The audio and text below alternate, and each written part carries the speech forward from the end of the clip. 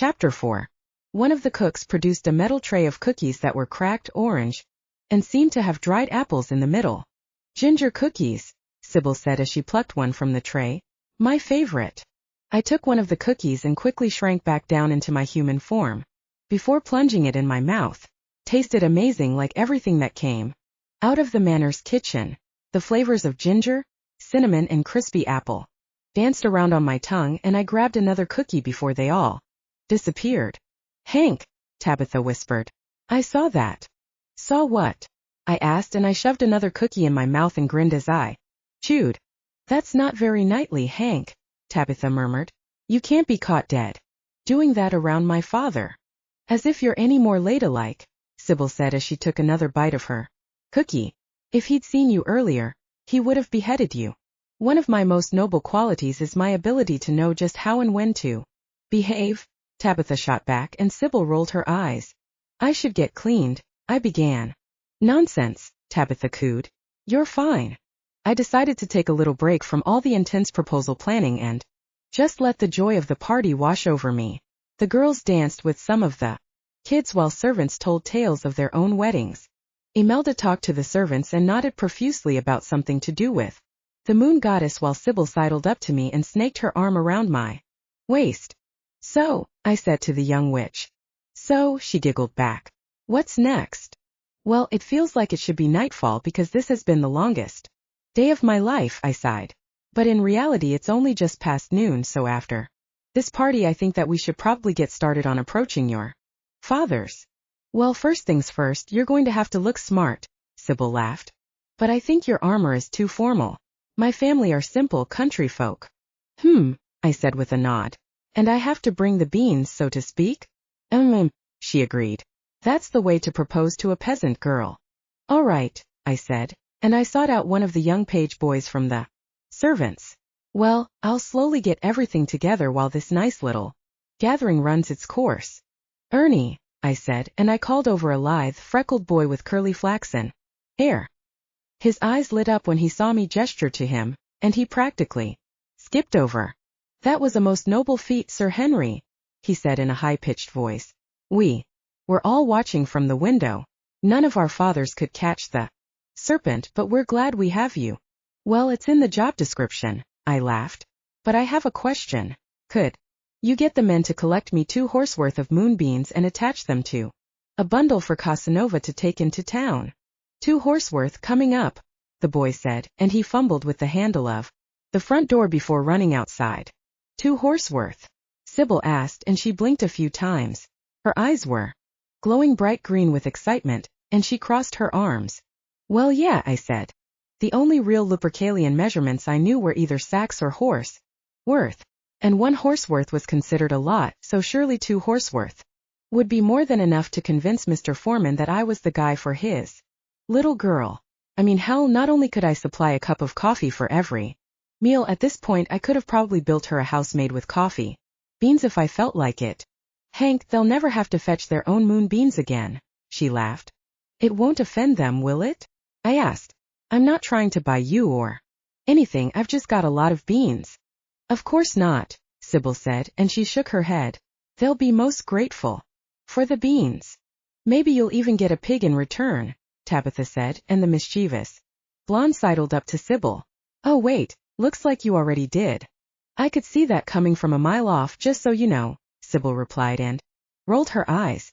All right, ladies, you get ready for this journey to stock, I said. I'm going to make myself look good for Mr. Foreman. I flashed a smile at the girls and then darted back up the stairs. I was a little disappointed that I couldn't wear my armor because I was pretty impressive in it even as a human, but I understood Sybil's point, so I peeled off my armor, set it on the mannequin, and then opened my wardrobe. There wasn't much variation to my Lupercalian clothing, but I wanted to look sharp, so I pulled out a pair of navy blue leggings and bright red socks. Pulled on the cotton leggings, my boots, and a dark red tunic that would make me look like I had just stepped out of a tapestry. I pulled the tunic over my head and decided to put my chainmail back on just for a little flash. I didn't need to wear my full armor, but a little bit of metal was fitting since I was a knight. I took a quick look in the mirror and decided I was looking rugged and handsome AF. I had the beginnings of a beard, and my dark hair was starting to curl a little just above my eyes. I hadn't cut it in a couple of months, but the new look certainly seemed appropriate for Lupercalia as well as my new persona back in Jersey. But I don't want to look too gruff, I muttered. I spotted a glass bottle of water with rose petals that Sybil kept and splashed some of it onto my hands.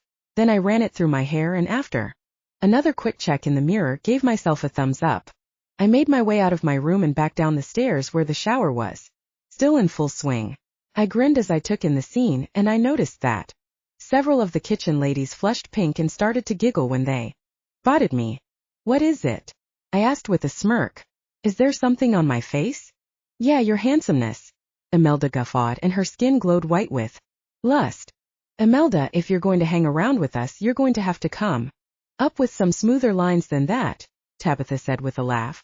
The door opened again, and the young flaxen-haired boy peeped in and beckoned toward me. "Sir Henry, Casanova and the bundle are ready," the boy whispered. "Perfect," I replied. "All right, ladies, let's get going, shall we?" "Oh, I can't wait," Imelda said, and the blonde priestess twirled her way to the door. The girls and I followed her out the front door, where we found Casanova with a large burlap bundle belted around his stomach. The direwolf looked enormous when I was in my human form, and I rarely rode him while I was just plain Henry Baker. But the girls had made it clear that I had to ask for their family's permission while a human, and besides, it was good exercise. I managed to swing one leg over Casanova's back, though it felt like I was straddling a buffalo. I patted the direwolf once I was comfortable, and then I reached down for whoever was going to sit behind me. "I claim the seat right behind Hank," Tabitha declared as she took my hand. "Because I'm the pregnant one." "Fair enough," Imelda replied as she and Sybil climbed up. "But we'll remember that when one of us gets pregnant." "Are we ready to go?" I asked as I felt a blush creep up my neck. "Let's ride, Hank," Sybil said, "and we'll see what my dad says." The gate was already open, and Casanova pawed at the ground like he was ready to run for miles. With a gentle nudge, the direwolf trotted past the gardens and the fields toward the gate. The scent of coffee followed us, even after Casanova ran through the gate and started to gallop. Even though we hadn't been gone long, I was glad to be racing through the hills of Lupercalia again. The wind whipped through my hair, and I could hear the girls laughing behind me. I felt Tabitha squeeze my waist tighter as she nestled her head into my neck and practically purred into my ear. "You remember how to get to Stock, don't you?" she teased. "Or are you going to need my navigational skills to guide your way?" "Don't worry, Tabitha," I laughed. "I think Casanova could find his way to Stock even if we blindfolded him." The giant pup growled in agreement as he took off toward the west. The small village was where I had first arrived in Lupercalia, and the royal castle was just beyond that. We rarely stopped in Stock these days, so there was a feeling of nostalgia as the village appeared in the distance. The small specks slowly materialized into cottages and even a few large houses. Smoke trailed from the chimneys and joined the gray clouds that had started to fill the sky. Despite the threat of rain, I was grinning as we charged toward the small collection of homes. After all, we were here so that I could ask the most important question I'd ever asked anyone in my life, and I couldn't wait to see the look on Sybil's dad's face when I did. I pulled back slightly on the reins to slow Casanova to a trot. By now the town of Stock was fully in view, and I could see the good citizens as they went about their everyday labors. Cobblers and iron workers smashed with their hammers, while a group of women sat nearby and spun wool while they watched the toddlers. There were people in the nearby fields, and pig noises became the soundtrack for our ride. Casanova finally slowed down to a walk when we got to the end of the village. The locals all knew us, but that didn't stop a few of the women from whispering as we rode along the street. "Hey, Maria," Sybil called over to a diner girl with a long burgundy dress who was retrieving water out of a well. "How are you?" "Hey, Sybil," she laughed. "Looks like you're certainly having a lot of fun today." "Oh, I am, Maria," Sybil replied with a bit of snark. "But not more fun than you, surely." "I'm getting water for the cows," Maria said as she put her hand on her hip. The ginger looked over to me and lifted an eyebrow before looking back at Sybil. "Oh, well, bless you," Sybil said sweetly. "I'm sure those cows will appreciate that. In fact, I'm sure they appreciate all you do for them." "They certainly do," Maria said, and she forced a smile. Anyway, I have some real work to do, so I can't stand around and chat. Maybe I'll see you later. Sybil. Oh, I'm quite busy these days, Maria, Sybil laughed. So it might be a while before I have the chance to just sit down and talk. But I'm sure I could squeeze in some time to catch up with old friends soon. Maria offered another fake smile that looked like a sneer before she turned and walked away with her bucket. Okay, Tabitha giggled behind me. That looked like a friendly interaction. But I know for a fact that it wasn't. I know that tone of voice, and Sybil, if you don't mind me saying, I've never seen you act like such a bitch. Oh, don't give me a hard time, Sybil said, and even though I couldn't see her face, I could tell that she was rolling her eyes. Maria Chaucer has been tormenting me ever since I was a child. Her family thought they were better than us because they bred cattle instead of pigs. Also, my mother and I were practicing witches, and she had no witches in her family at all. Most people have respect for that kind of thing, but not the Chaucers. They consider it unclean. In fact, she never let me play with her and her friends because she was afraid I'd hex them. Sounds like they were jealous, Imelda said in a gentle voice. I can't think of any other reason why they would act that way around someone with magical gifts such as yours. Well, Maria always had more friends than I did, Sybil sighed. All of the maidens in the village, in fact. But it didn't matter to me because I always preferred to play music with my brothers and roam around the woods looking for plants rather than play dress-up with Maria. And look at me now. I'm about to marry Sir Henry Baker, eternal savior of Lupercalia. Don't be too loud, Tabitha hissed. I don't want to ruin the surprise. I'd never imagined Sybil as the catty type, even if she did tease Tabitha sometimes. But that was always in good fun, and Tabitha gave as good as she got. I realized that stock was just like small towns everywhere, and so I shouldn't have been surprised that there were popular girls and unpopular girls. Up there to the right, Tabitha said, and she pointed past my head at a cottage further up on a hill surrounded by fenced fields. The thatched roof cottage didn't look like the other stone and wood cottages in town. Sybil's family home was round rather than the usual box, and it had been painted white so that it shone like a beacon among the dull browns of the rest of the town. The windows were arched rather than squared, though the thatched roof and stone chimney looked like the usual neighborhood staples. Hey, Sybil said. How do you know where I live? It's literally my talent, Sybil, Tabitha said. I'm good at remembering where things are. I'm the best navigator in all of Lupercalia, or have you forgotten that? Well, maybe not in all of Lupercalia, Sybil offered. I'm sure there might be some other blue blood out there that could challenge you. Yeah, my unborn child, Tabitha snapped. Ladies, I snorted. We're here on serious business. I nudged Casanova forward again, and as we got closer I could see that the area behind the fence was a green field full of pigs. A small wooden shelter had been built nearby, and one very fat pig was currently sprawled in the doorway while the rest of the herd munched on the grass. Smells like pigs, Tabitha commented. Smells like a farm, I corrected as I felt the first raindrops hit my face. There he is, Sybil said. There's my dad. A man emerged from the wooden shelter as we approached the field of pigs. He was wearing long beige pants tucked into brown leather work boots and a white tunic with a brown vest. He wiped his brow as he threw some grain for the pigs, and he called each pig by name as he offered it some of the food. When we were about 20 yards away, he spotted us and lifted his hand to wave. The pigs noticed and looked up as well, but the swine were not nearly as happy to see us. The pigs started squealing as they ran for the far end of the field, despite the grain that still littered the grass. Is that okay? I asked Sybil as her dad made his way over to the fence. Don't worry, she said. It's totally fine. They just rarely see direwolves, so they'll probably run around for a little before settling down and rolling in the mud. Good thing it's raining too. Wow, Sybil, you know so much about pigs, Tabitha remarked. Come on, girls, I said before Sybil could reply. I'll tie up Casanova and, hopefully, your dad will allow us inside before it starts to pour. Oh, he will, the folk witch laughed.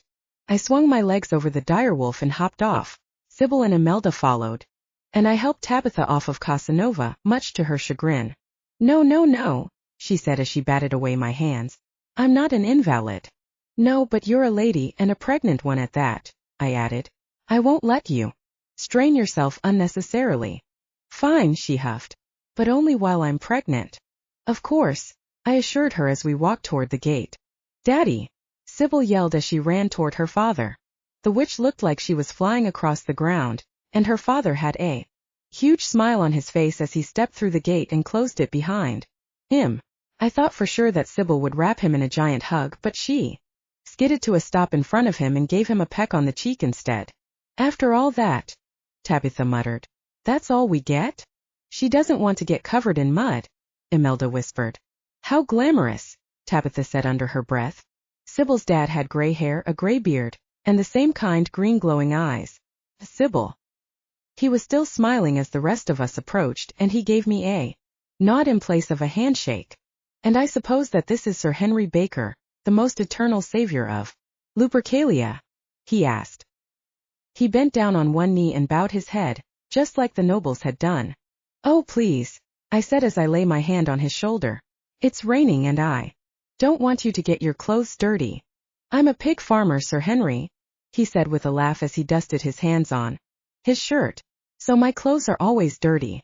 I know that my son has met you, but I don't believe we've been formally introduced. My name is Gothic Foreman, and I am the head of the Foreman family. Don't let mother hear you say that too loudly, Sybil giggled, and she took her father's muddy hand in hers. No, you're probably right, he laughed. And who are your other friends? Dad, Sybil said and glanced at the sky. I'd love to introduce you to everyone, but it's seriously starting to rain out here. Can't we do this inside? I was too polite to say it, but Sybil was right. What had previously only been a small shower had turned into a barrage of marble-sized raindrops that bounced off my chainmail.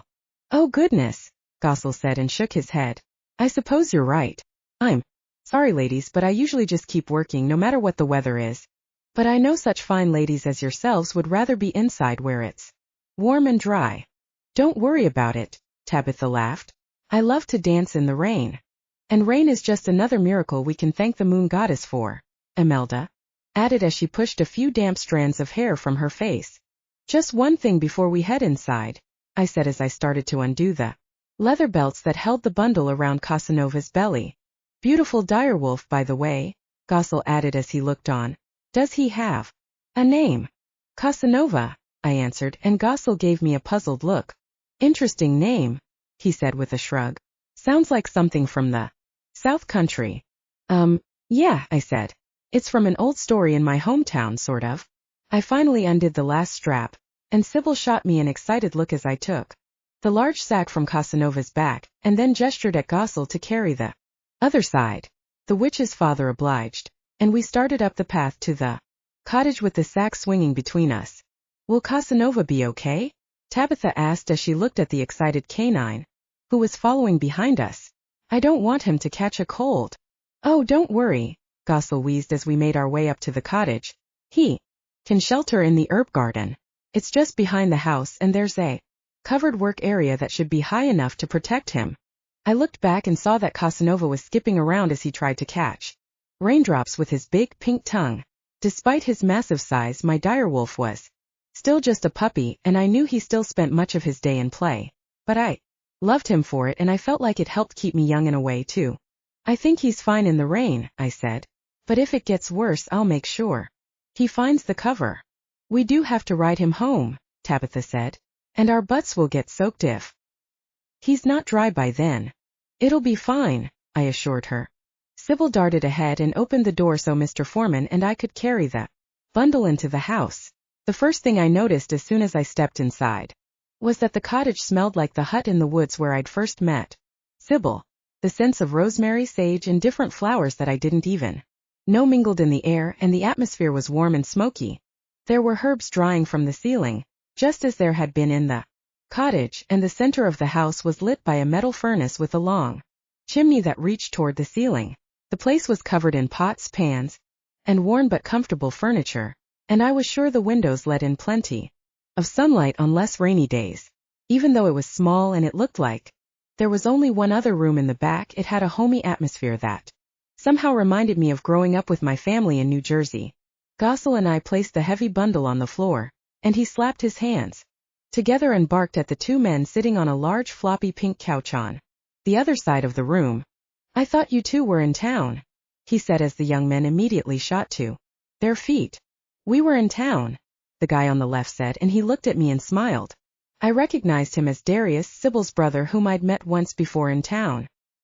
He was wearing the same light-colored pants and tunic as his dad, though he'd topped his outfit off with a brown woolen vest. Like his father and sister, he had green eyes and jet black hair instead of the older man's gray, but there was no denying the family connection. The man to his right, on the other hand, looked quite different. He had lighter, sandy-colored hair, and slightly less intense eyes that were still green but didn't shine as much as his siblings. Oh yes, so you were in town but didn't think to help your old father do the afternoon feedings? Gossel asked. What do I keep you boys around here for? Oh come, father, the man on the right laughed. We have visitors. Now isn't the time for another lecture. Darius walked over and gave me a firm handshake, accompanied by a cheeky smile. Hank, he said, it's such a pleasure to see you again. I will thank you boys to address Knights of the Realm by their official title. In this house, Gossel snapped. Oh really, it's fine, I added with a laugh. They don't need to address me like that. I'm Hieronymus, the other brother said as he held out his hand to shake. It's a great honor to meet you, Sir Henry Baker, and an even greater honor to have you in our home. It's a pleasure to meet you all finally, I said with a smile as I grasped his hand. Sybil often talks about you. Excuse me, Sybil said as she sidled to the front, but why is nobody more excited to see me? I am your flesh and blood after all. The witch tapped her foot on the floor, and both brothers rolled their eyes. That's exactly why, Darius laughed. You're our flesh and blood. We see you all the time. I've been gone, Sybil pointed out. A mere drop in the bucket compared to the years we spent trying to lose you. In the woods, Hieronymus pointed out. Yet you always found your way home. Big brothers can be so cruel, Imelda laughed. Yes, they can, Sybil agreed. Your friends, however, are guests, Hieronymus said as he gestured to Imelda. And Tabitha. And ones we've never met. It would be very rude if we did not remedy that. Gossel rolled his eyes as both Darius and Hieronymus kissed Imelda and Tabitha's hands. This is a very fitting welcome for a lady such as myself, Tabitha said as the door slammed shut again. Gossel, there's a giant black dog in the herb garden, a woman's voice announced. I think it's a direwolf pup, but it's not one of Sir Charles's mounts. Dear, Gossel said and motioned toward me and my girls. We have guests. We turned around and found ourselves looking at an older version of Sybil.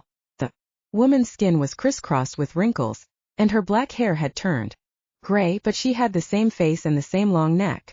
The only thing that surprised me was that her green eyes matched Hieronymus rather than Sybil, so Sybil had obviously inherited her glowing eyes from her father.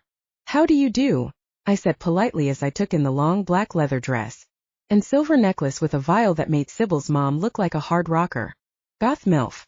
This is my wife Willow, Gossel announced. Sybil. Willow cried happily and pulled her daughter into a tight hug. I laughed as the two witches embraced. Mom, you're going to squish me, Sybil said as she squirmed in her mother's grasp. I'm in pain. No, you're not, girl, Willow Foreman replied with a cackle. And why have you brought that massive bundle with you of, what is it, moonbeans? The witch held her nose in the air and sniffed a few times before nodding. Yep, you're right, Sybil laughed. It's moonbeans. Are you traveling to sell them? Gossel asked. I may know of a few county markets in the North Country that'd be interested in moonbeans from this good soil, especially as we're so close to the castle. That's not why, I said and did my own bit of squirming as everyone turned to look at me. Sybil's mother crossed her arms and raised an eyebrow at me before looking back and forth between me, her sons, Sybil, and the girls. I smell something, she said, and it isn't just the moonbeans. Oh, Gossel said and looked at his daughter. Is there something you need to tell us? I saw Sybil shrug as if to say that this was as good of an opportunity as any to get my proposal in, so I took a deep breath and addressed the family. Foreman family, I said. As you might know, Sybil and I have grown quite close over the past few months. We reside at my estate, which is southeast of here, as I'm sure Sybil has told you. She has told us these things in the letter she writes, yes, Gossel said. Which is quite an improvement because she never wrote to us before. I was a nomad, father, Sybil groaned. It's not like I could just find a messenger in the middle of the forest. You're a witch, you know which way the birds fly, Sybil's mother scolded. But yes, Henry, since she's been at the estate she's been writing to us regularly about her new life. And I must thank you because she seems happy with it. I'm glad to hear that, I said and squeezed Sybil's hand, because I've come with a very important request. I would like to take Sybil's hand in marriage. The family went silent for a long moment, and nobody moved or even breathed. Willow finally broke the spell first when she looked at old Gossel for several seconds and then nudged him to say something. Gossel, she whispered, this is your duty. Sybil, Darius asked and crossed his arms. You actually want to marry my sister? Shut your mouth, Darius, Willow scolded, and she dabbed a teardrop from her. My boy, Gossel said with a laugh, and the pig farmer bounded over and squeezed me. I felt like all the air was being squeezed out of me as Gossel picked me up and swung me around. I was impressed since I wouldn't have guessed that the man was so strong, but he swung me around like I was just another sack of grain. This is a most happy day, Willow cackled, and I watched as her and Imelda joined hands and started to dance around in circles. Once Gossel put me down, Sybil's brother came toward me and slapped me on the back. So now we have a knight for a brother, Euronymous laughed. We will be kings in no time. Don't speak like that, Gossel said, and he pointed a muddy finger at his eldest son. You know that we farmers are important to this kingdom too, but I must admit, it's nice to know that there will be a noble in the family. Oh, it's a wonderful thing for sure, Tabitha purred. Sybil stuck her tongue out at the noble, who only winked in reply. Despite the teasing, it was clear that the Formans were happy with my proposal. Still, I wanted to actually hear someone say yes before we started making our wedding plans. So I laughed. It's official? You guys are okay with me marrying your daughter? Suddenly, the 4 other Formans roared in laughter. Of course, Gossel said, and I could swear that his emerald green eyes were becoming misty with tears of joy. Sybil was glowing with happiness as she did a little happy dance. Her emerald green eyes were also a little misty, and she giggled at me before she wrapped her arm around my waist. Oh, Hank, she said. I never believed that anyone could make my family so happy. I couldn't ask to marry a better man than you. He's certainly better than anyone that Maria girl is marrying, Darius said, with a wink. We actually ran into her on the way here, Imelda replied. It sounds like Sybil has quite a history with her. Who cares? Hieronymus laughed. My sister is to be married. It's a day I thought I'd never see for as long as I lived. Oh, don't say that, Sybil scolded, and the witch hit him lightly on his arm. Just a moment, Willow said, and all the attention in the house turned to the witch, who was holding out a long elegant finger in the air. What is it? Gossel asked in a suddenly concerned voice. Is it a vision or something? No, she said and shook her head. No, nothing like that. But I must find Pigeon. We must alert the petty noble of stock to come immediately to hear the good news. The first Foreman child to wed. It is a momentous day indeed.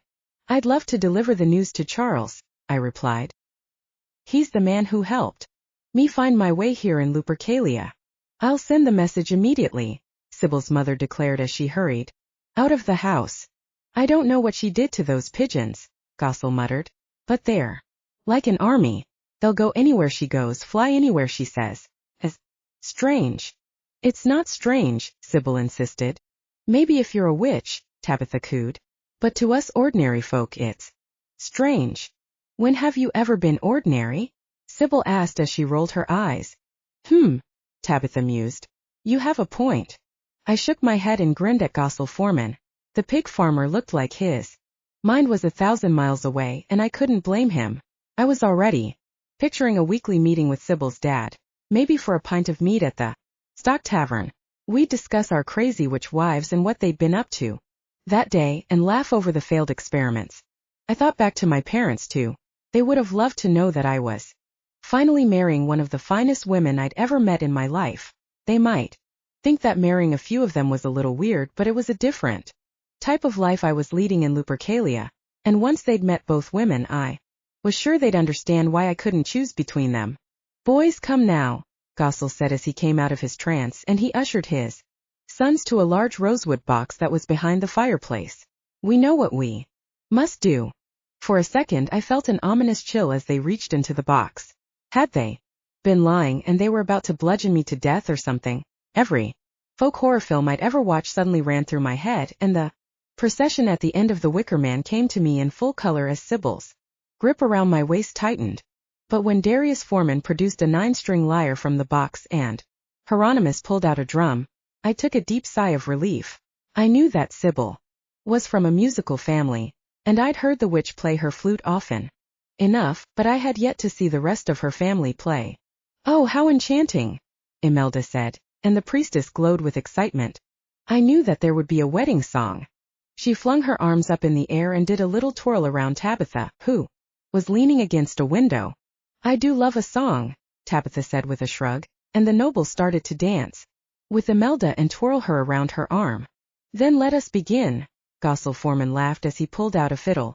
"I think we know the only song that is appropriate to follow a proposal." The trio played a few notes, but before they could really get going, the door was flung open again and Willow marched into the room. She scowled at the men of the family, and the instruments went quiet. "Unbelievable," she said and pointed her finger at Gossel. "That you would think to sing without me." "Darling, I couldn't imagine such a thing," Gossel said with a wink, and the witch pretended to roll her eyes as she caressed his ear. I remember when my mother sang this when you proposed to me," she sighed. "It's the most heartbreaking tale. I had a feeling I'd heard this song before, when we'd met Sally in the inn." Oh, I know this one," Imelda said mid-twirl. "It's the maiden and the so." "Oh yes," Tabitha said as she struggled to keep a straight face. "It's that song about a pig that gets married." Yes, Gossel said as he lifted his fiddle to his shoulder and tuned the strings. "Let me just." The sons waited patiently for their father to finish while Willow hummed the song as she swayed back and forth. When Gossel was happy with the violin, he nodded to his family and then raised the bow.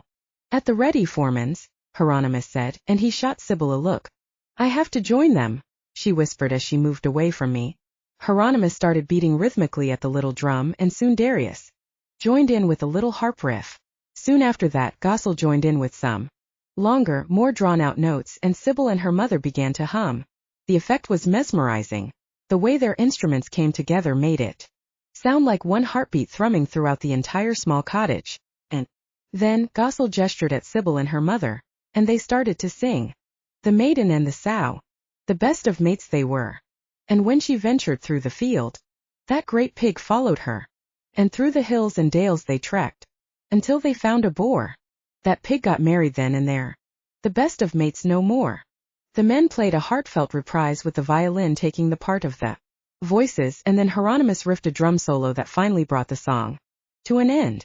"Ah, what a tune," Imelda said in her dreamy voice, and she waved her arms over her head.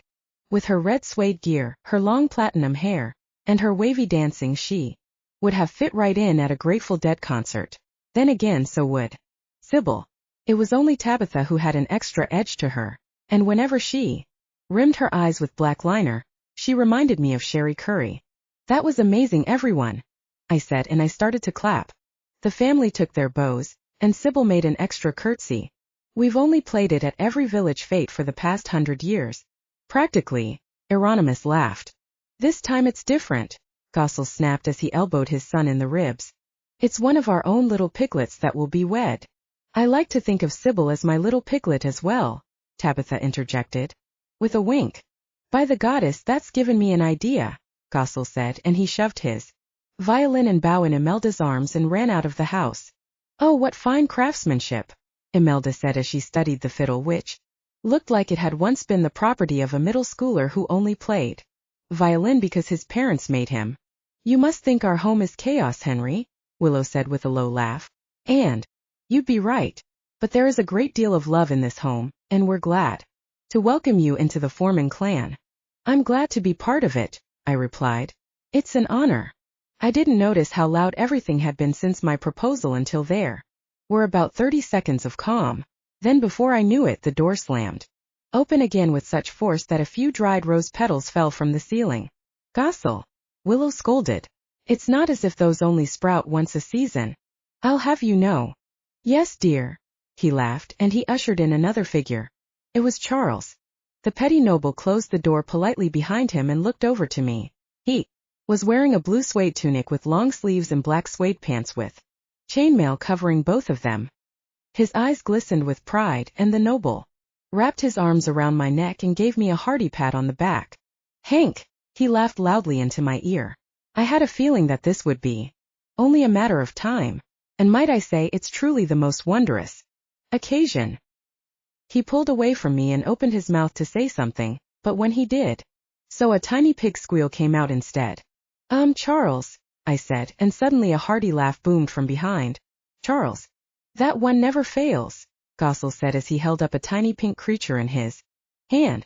The bubblegum pink piglet had a large round head and bright blue eyes. He had been wrapped in a linen cloth, but his little hooves dangled out of Gossel's hands. The piglet looked happy, and he squirmed with excitement as he looked around at all the people in the room. Oh, how cute, I said as I accepted the pig. Hey there, little guy. This is one of our prized little ones, Gossel said. Born far too early in the season, but just as healthy and strong as a springtime piglet. Not only is he prized, Darius added, he's the only one of this first litter that survived. So one might venture to say that he's chosen. It's sad, but that's farm life for you. Oh, excellent, an off-peak pig, Tabitha said as she ventured over. He looks delicious. Can you think about anything but food these days? Sybil asked, and Tabitha shot her a look as if to say that there were too many big secrets to reveal. For one day. Well, he might be if that's what you're after, Gossel said with a sigh. But I was thinking he'd be an excellent companion, not only to you but to the direwolf too. It's great to get the species to mix so the wolf learns not to attack the pigs and the pigs learn that the wolf will protect them, and they can share other tricks as well. That's some old Lupercalian farmer knowledge for you there. Oh, he's right, Imelda said with a smile. He'll be an excellent friend for Casanova. Can I hold him? Of course, I said with a laugh, and I handed the tiny piglet over to the eager priestess. Oh, what a treasure, the ex-vampire said, and I could tell that she was trying to hold back tears. When one thinks of all the wonderful marvels of the goddess, all her beautiful little creatures, just like you, baby one. She held the piglet up to her face, and it snorted a few times before licking her nose. This is a great day for the village of Stock, Charles said with a laugh, and I'm sure that you are all eager to celebrate. But since the village is under my charge, I thought I'd invite you all to my manor for a feast first. How does that sound? A feast, Darius said, and he and Euronymous turned to each other. I'd love a feast, Euronymous said. After all the hard work you two have done today, Gossel said and raised his eyebrow. But yes, Charles, we'd be most honored to accept your invitation for a feast. Bring the pig, Tabitha said with a wink. Oh, Miss Blueclaw, Charles sighed as he wrapped his arm around her. I never thought that I'd see the likes of you on a pig farm in my beautiful little village. Do you know what? Tabitha replied in a sweet voice, and her brown eyes twinkled as she looked up at the nobleman. Neither did I. Let's go home to your estate, Charles. Sybil and I rolled our eyes at each other, but there was no denying that we loved Tabitha to the ends of the earth, even if she was a little bit of a brat. What are we waiting for? Darius laughed. A party awaits. We squeezed out of the cottage and back into the fresh air. The rain had ended, so everything smelled fresh and clean. It was still overcast, but sunlight was already starting to peek through the clouds, and one bright ray even cast a golden halo around our little scene. I don't think I've ever seen that many people in the cottage at once, Sybil laughed as Casanova appeared. But it's certainly been a very fun day. Perhaps even the most fun day of my life. What about when we went to the fairground and you ate about 90 donuts? Tabitha asked. It seemed like you had a lot of fun doing that. Charles shot an odd look over at us when Tabitha mentioned both the fairground and donuts, but he shrugged and hopped atop Bertie, who had been snoozing next to the pig pen. Do you know what, Tabitha? Sybil asked. I did have a lot of fun eating those. I know, honey, Tabitha said, and in a rare moment of sincerity she threw her arms around Sybil and squeezed her. Oh, Tabby cat, Sybil said with a grin. Congratulations on getting married, Sybil, Tabitha sighed before pulling away. You know, things won't be the same without you around here, and I'll surely miss you. Oh, be quiet, Sybil said with an eye roll, and she beckoned for Casanova to come meet us. The big black direwolf trotted over with his tongue hanging out, a sure sign. He was happy to see us. He seemed eager to be on the loose again now that he'd shed the bundle of beans, and he barked happily at Bertie when the older direwolf stirred himself from his nap. Look, Casanova, it's a new friend, Imelda said, and the priestess held the piglet up to Casanova. The piglet was about the size of Casanova's nose, and I was pretty sure that he could have eaten it like a Sour Patch Kid if he so chose. But instead the massive dog sniffed at the tiny pig before giving him a friendly slurp with his big pink tongue. The piglet squealed with joy and started to wiggle around.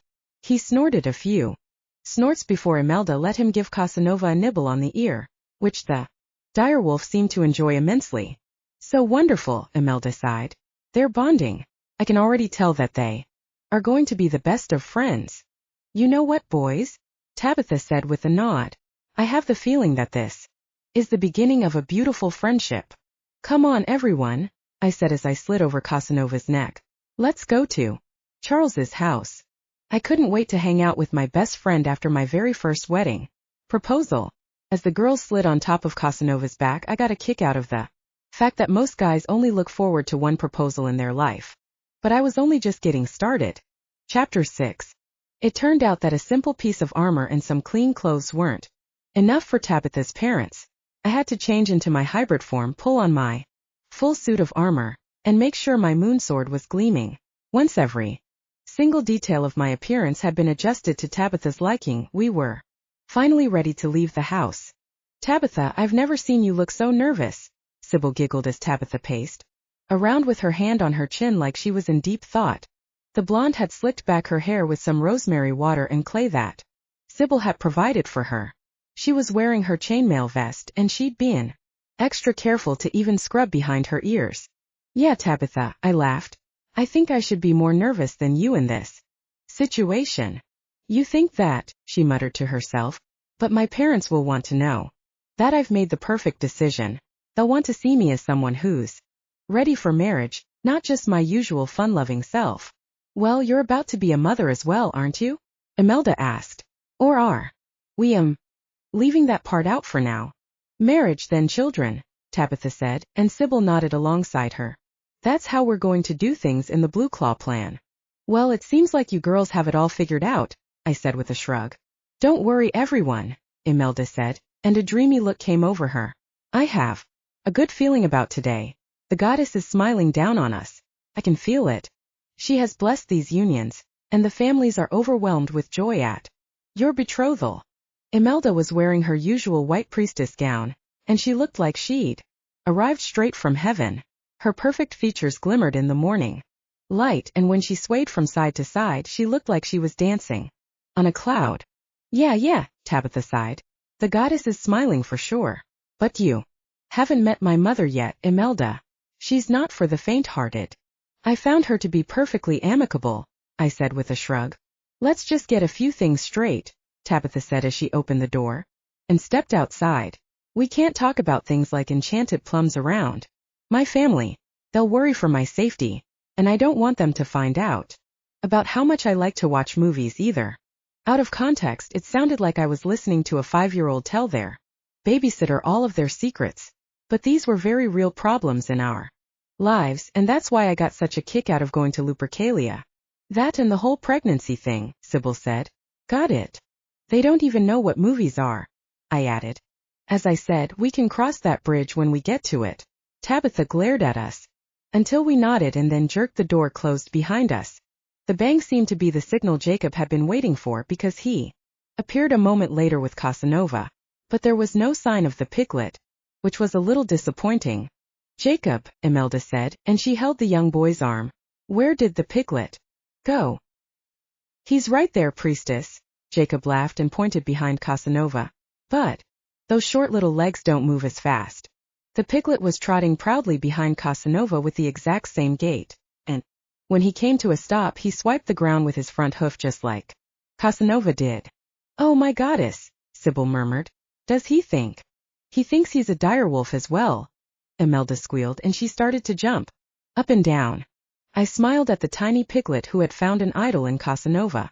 Hell, if I were a creature that small, I probably dream about being a big bad king of the jungle as well.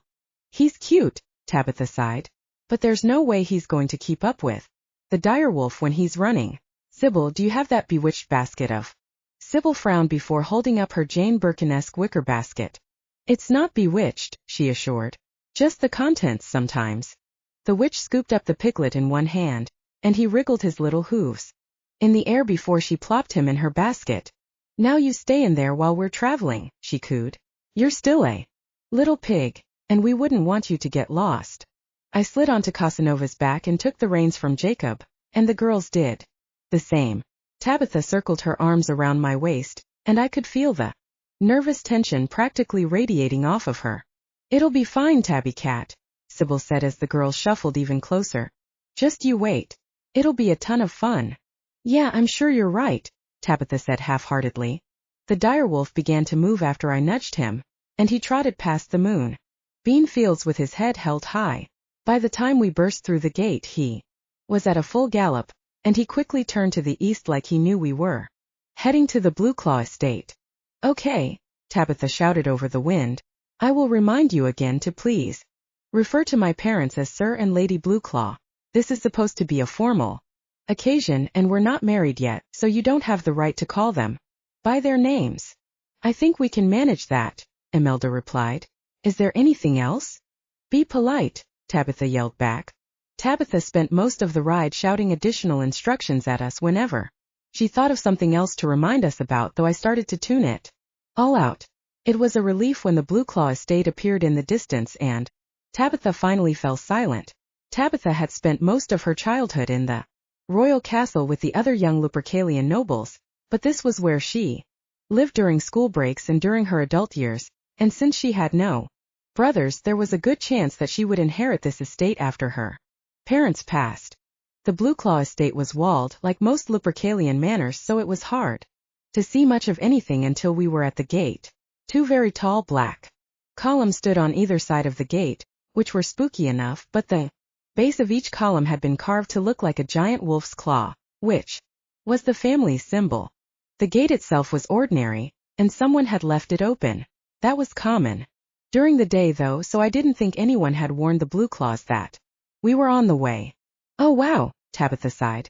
I always forget how much I love coming home. Just like Charles, the Blue Claws had most of their farmland behind the house, so the front yard was filled with thick thorn bushes and a line of hedges that were heavy with strange bright blueberries shaped like stars. What are those? I asked. I've never seen anything like them before. Why do you think we're called Blue Claws? Tabitha replied. Those are blue stars, and they only grow on our land. There's a story that one of the first Blue Claws gave the moon goddess a rare blue opal he found on the land, and the blue stars are how she repaid him. Tabitha, Sybil scolded. How come you never told me that your family had a plant dedicated in your honor? I don't think I'll ever forgive you. Well, you're welcome to take some on the way out as long as my parents don't catch you, Tabitha shot back. We Blue Claws like to keep the berries to ourselves. Of course, no one else has ever been able to grow any of the berries anywhere else in Lupercalia, so even if you do steal a few, I doubt you'll get much out of it. The house rose up from the wild brambles like the castle in Sleeping Beauty. Even in the sunlight it looked dark, and the massive oak door was as black as the columns by the gate. But as we got closer, a bell rang somewhere, so someone had spotted our arrival and alerted the staff. The door swung open as we stopped, and a servant with curly black hair tied in a ponytail emerged. He had a waxed mustache and wore a blue suede suit similar to some of the ones I'd seen Tabitha wearing around our own estate. He must be new, Tabitha murmured as the servant took a deep, elegant bow to greet us. Welcome to the Blue Claw estate, he boomed. Are you expected to arrive today? I'm always expected, Tabitha snapped as she slid off of Casanova and marched up to the servant. Do I need a reservation to come and visit my parents now? Imelda snickered behind us, and the servant turned bright red, which was offset by his blue suede suit perfectly. Miss Blueclaw, he stammered. My sincerest apologies. I did not see You there. You were hidden behind the knight. He is rather large, Sybil said as she also climbed down. Hank's one of the largest knights around. That's true, Tabitha said and then grinned at the servant. Are my parents in? Sir and Lady Blueclaw are in, yes, the servant nodded. Good, Tabitha declared and then turned to look at us. Well, are you coming? Imelda and I climbed down just as two more servants with ponytails and blue suits appeared from nowhere. It felt like we'd stumbled into a Jane Austen novel or something, though maybe Versailles was a better analogy. As Casanova was led away, the servant I was now thinking of as the doorman led us up the steps, pulled the door open, and then stepped aside so we could enter first. He even bowed slightly as we walked past, and I wondered if I was supposed to offer him a tip. But then we stepped into the entry hall, and I forgot all about the man. The massive space we were in was unlike anything I'd seen before, even in Lupercalia. Blue marble formed a brilliant ocean beneath our feet, and a grand staircase sparkled in the sunlight as it swept up to the second floor. Took me a moment, but I realized I had seen something similar in Cinderella, which I was ashamed to admit that I'd watched about 15 million times as a child, because of how much my sister loved it. What a proud family tree, Imelda said as she walked over to one of the hundreds of portraits that covered the walls. I noticed that all of the women were shown as humans with bright blonde hair, and usually a bow, while the men were all shown in their hybrid form with a moon sword. I hadn't given much thought to Tabitha's claims about how old her family was, and now that I could see it on display I was suddenly in awe and maybe even just a hair intimidated. I took a deep breath and told myself that I had earned the right to be a part of the Blueclaw clan. Hell, the king himself had proclaimed me a savior, and the moon goddess had chosen me to defend Lupercalia. I also knew that Blueclaw liked me, though he was also very protective of Tabitha, so I wasn't a shoo-in for the role of husband. Tabitha, Imelda whispered, and the young priestess practically floated over to us. Tabitha, this place is, well, it's almost like a temple. It's absolutely beautiful. Thank you, Tabitha said as she looked around. It's been like this for hundreds of years, for as long as my family have lived in it. Strange to think that some things never change, isn't it? Not strange, Imelda replied. Comforting, perhaps. Well, if you're the one who gets to live here, I'm sure it's very comforting, Sybil remarked. Ladies, I interjected when Tabitha turned on Sybil. Did I hear that my Tabitha has paid us a surprise visit? A familiar voice boomed from upstairs. Old Blueclaw, who was in his hybrid form, appeared at the top of the staircase, grinned when he saw his daughter, and then bounded down the steps, like a happy puppy welcoming his best friend home. Lady Blueclaw, who was wearing a long black velvet dress that wouldn't have been out of place at the Met Gala, followed at a more leisurely pace, though she smiled at her daughter. The entire time, I felt my heart seize up as I watched the couple greet their daughter, and I took a few deep breaths. I wasn't anticipating that I'd be this nervous, but if this house proved anything, it was that Tabitha Blueclaw was the real deal. My dad had always told me to marry rich, and if he'd ever seen this place, I knew that he'd have pulled me aside and said something like, Hank, you've done good. Daddy, Tabitha called out with a giggle as she ran to her father. Ah, my pup, he growled as he swung her around and then put her back on the ground. You know, I won't be able to do that much longer. Old age is catching up with me. You are not old, Tabitha chided as she hugged her father. And mother, it's good to see you again. Oh, Tabitha, her mother murmured. You've actually put your hair back. Looks so neat. For years I begged you, not asked but pleaded positively. Begged. And now you've finally done it. Is that what you came here to show us? Of course not, Mother, Tabitha laughed as she rolled her eyes. So what's the reason for this surprise visit, eh? Blueclaw asked as he turned to study the rest of our group. I see you have all of your companions. Sybil, High Priestess, Sir Henry. It's good to see all of you. Sir Blueclaw, both ladies said in unison as they both curtsied. Blueclaw crossed his arms over his substantial chest and nodded slowly to himself. I smell something, he said, just as Sybil's mother had. You four are plotting what? Don't be rude, darling, Lady Blueclaw said to him. I'm sure Tabitha wouldn't visit us just to ask for a favor. Our daughter knows how much we enjoy her visits, and she would happily come just to spend time with us. Mother, Tabitha protested and rolled her eyes. Of course I would. And yet, her father said and looked at me. There is clearly a reason. They're here, and it doesn't have anything to do with Tabitha's desire to visit her poor old parents. Maybe we should go to the sitting room? Sybil suggested.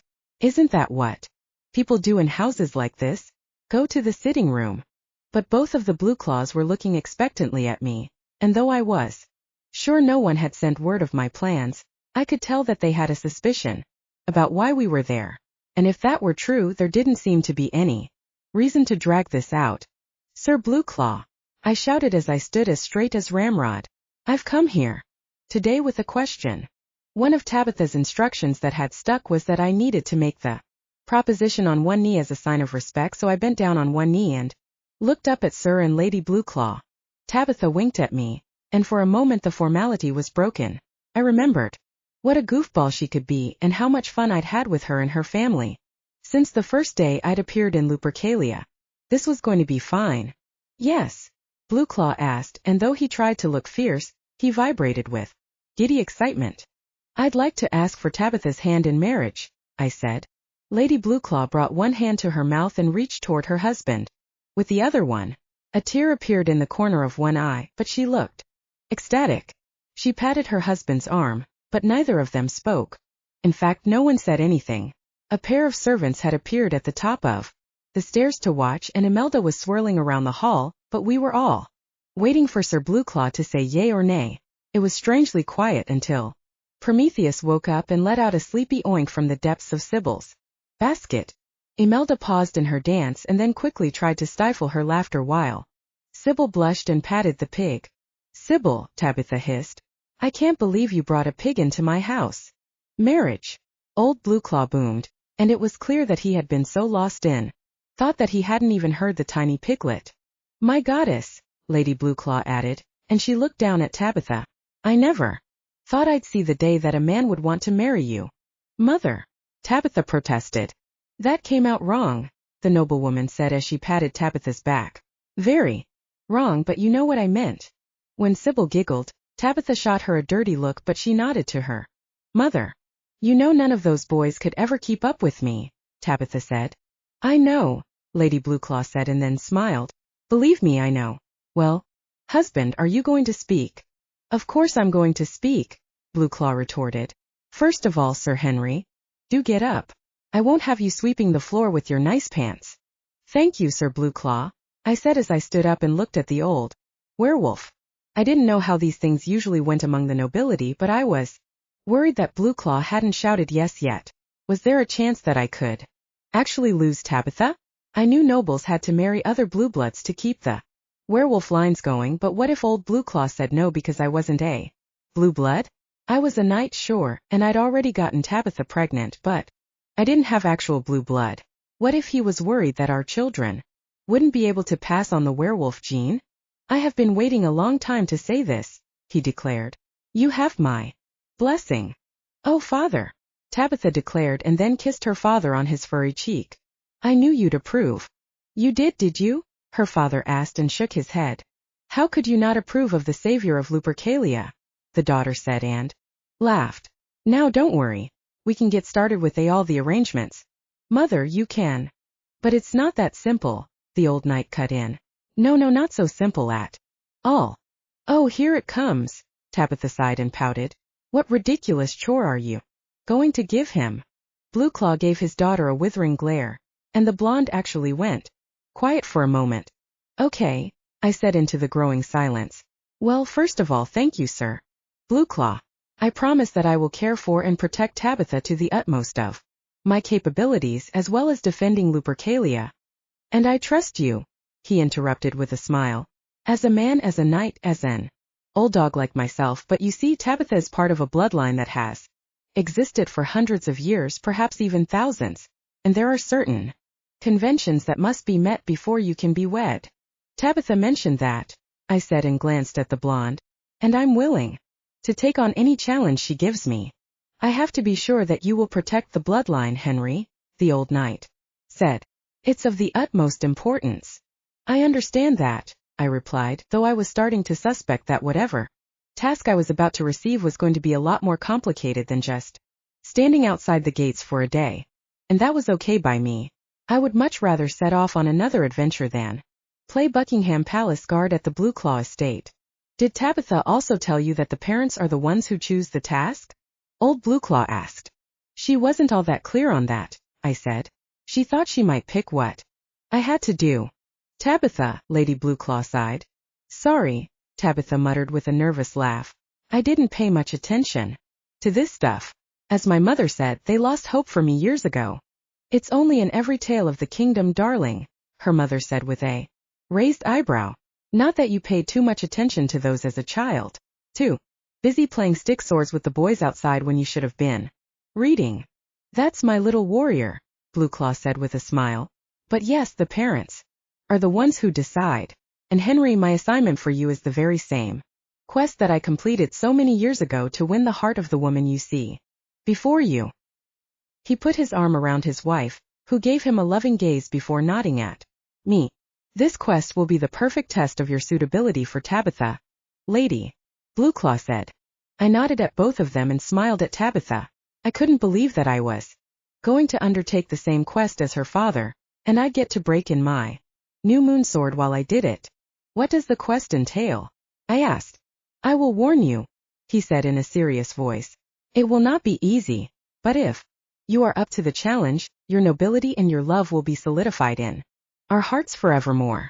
And I have no doubt that the king will look favorably on you as well. It would be an honor to become a part of the Blue Claw clan, I said. There is no nobler family in the kingdom. I'm not sure the king would agree, Lady Blue Claw murmured, but she looked pleased by my declaration. Just tell him, Daddy, Tabitha urged. It is this, Blue Claw said, and he raised his arms as if he was conducting an orchestra. You must retrieve the moonstone at the tip of a mammoth minotaur's tusk. This is to prove that the goddess is on your side and approves of your union to our Tabitha. A moonstone from a tusk? Imelda gasped. Those are incredibly rare. Incredibly powerful, too. The goddess can speak directly through moonstones to her followers. It's like an immediate channel into the divine. Indeed, Blue Claw nodded. That is why it's so sacred, and that is why the nobility take it as proof of her approval of the union. Henry, are you still up to this mission? I was more caught up on the term mammoth minotaur than anything else he'd said, but I nodded a few times because nothing was going to keep me from marrying Tabitha, not even a giant bullman with moonstones in the tip of his tusk. Say it out loud, Sybil whispered. I am more than ready for this mission, I declared. But did you just say mammoth minotaurs? What exactly is that? They live on the outskirts of our kingdom, and the creatures have been plaguing our Lupercalian borders for years, Blue Claw replied. They are fierce, war-driven creatures, Lady Blue Claw added. There have been various attempts over the years to sign a peace treaty, but the minotaurs just can't understand the value of peace or of an alliance with Lupercalia. Let's not get into politics, Blue Claw said and patted his wife's hand. Tabitha can show you the areas where you're most likely to encounter one of the creatures. And remember, you must procure a moonstone from the tip of the tusk. Tip of the tusk, I said and nodded. I won't let you down, Sir Blue Claw. I know you won't, he said with a smile. I know that you are the most precocious knight I've ever met, and that you have already completed some truly historic feats. Thanks, I said as I felt a blush creep across my cheeks. It was a good thing I was in hybrid form. Of course, there's one other thing I like about this quest, the older knight said with a grin. If you don't survive this mission, I won't ever see you again because you'll be dead. Understood. There is no failure, I said. I retrieve the moonstone or I die trying. I think he understands, Lady Blue Claw chuckled. Well, I said and looked around. I guess there's no point in hanging around, now that I have my quest. I'll see you soon, Daddy, Tabitha said and kissed her father's cheek again. And we'll have that moonstone. I know you will, my little warrior, he said with a laugh. Now go and make us proud. It wasn't the joyful vibe we'd had at Sybil's family home in Stock, though at least the Blue Claws seemed happy with the idea. But if I wanted to take Tabitha as a wife as well, I had to finish the quest, return with a moonstone, and probably present the knight with a bag of moonbeams as well. Sybil, Tabitha hissed as we stepped outside again. Sybil, you brought a pig Into the house. Don't hurt me. The witch laughed as she started to pluck some of the blue star berries. And now you're stealing the fruit, Tabitha huffed. Sybil laughed as she darted into the brambles with Tabitha on her heels. The witch squealed when the noblewoman plucked a few of the fruits and tossed them at the other woman. This was completely different, I said as I watched the two chase each other. I guess we won't get a celebratory feast until we return with the moonstone. The lives of the farmers and of the nobles are so very different, Imelda replied. Each has its charms, each has its drawbacks, but they are all united under the power of the moon goddess, who loves all of her people equally. One of the ponytailed servants appeared with Casanova, and he led the dire wolf to me before he bowed and returned to wherever he had been. The man moved so quietly that I wouldn't have known he was there if Casanova hadn't yipped happily, and when he left there was barely any sign that he had been there. Hey Tabitha, I said as the two girls emerged from the brambles. You never told me that servants are supposed to have funny little uniforms. Only my family and a few others still require uniforms for the house staff, she said and shrugged. I think most of the families now just let their peasants wear their old cast-offs if they don't have anything more suitable. They wouldn't have to wear cast-offs if they were paid better, Sybil said. Sounds like a discussion for later, I said. Everybody up. When everyone was ready, I gave Casanova a slight nudge and we flew out of the Blue Claw estate in style. I knew for certain that I'd already won Tabitha's heart, so now I just had to prove I was worthy of that love by slaying a beast that I hadn't even known existed an hour ago. The girls chatted with each other on the way back home, but my mind was consumed with the upcoming quest and visions of a mammoth minotaur. I paid little attention to the world around me until Sybil leaned around Tabitha and shouted in my ear. We need to stop by my hut, she said. I think that this plant might have some magical properties that I can use, and I need to get to the bottom of those bewitched plums. I pulled back on Casanova's reins as we approached Sybil's garden. It was one of my favorite parts of the estate, even though it had almost caused a complete calamity earlier on. But I always felt the magical, witch-like energy that came off the plants in her garden, like there was something different and powerful about the many colorful and mysterious herbs that grew in that small plot of land. Casanova came to a stop, and I decided to let him run loose around the bean fields for a little bit. He never caused any trouble, and he could show his new little friend the ropes of the moonbean farm. Go on, Prometheus, Sybil said as she plopped the little piglet on the ground. The tiny pink creature trotted up to Casanova and oinked a few times, and Casanova's giant black tail started wagging so much that a few moonbeans spilled from one of the bushes.